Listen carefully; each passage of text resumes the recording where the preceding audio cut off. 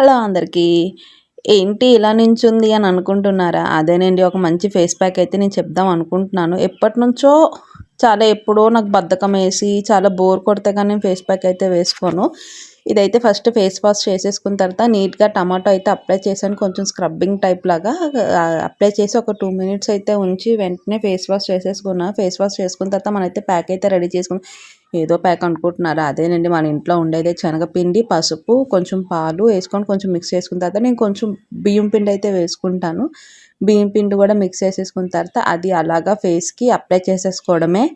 ఇప్పుడు మనం పైకి అప్లై చేయాలి. ఏ ఫేస్ ప్యాక్ అప్లై చేసుకున్నా, ఫేస్‌కి ఏం రాసుకున్నా కూడా పైకి అప్లై చేసుకోవాలి. కిందకైతే అప్లై చేసుకోకూడదు. నేను అప్లై చేసేటట్టయితే అప్లై చేసుకొని ఒక 10 మినిట్స్ ఆర్ 5 మినిట్స్ అయితే ఉంచుకున్న తర్వాత అలా డ్రై అయిపోతుంది మనకి. క్లీన్ చేసేసుకుంటే చూడండి ఫేస్ ఎంత సాఫ్ట్‌గా అనిపిస్తది. చాలా రిఫ్రెష్ అనిపిస్తది నాకైతే ఈ ప్యాక్ వేసుకుంటే.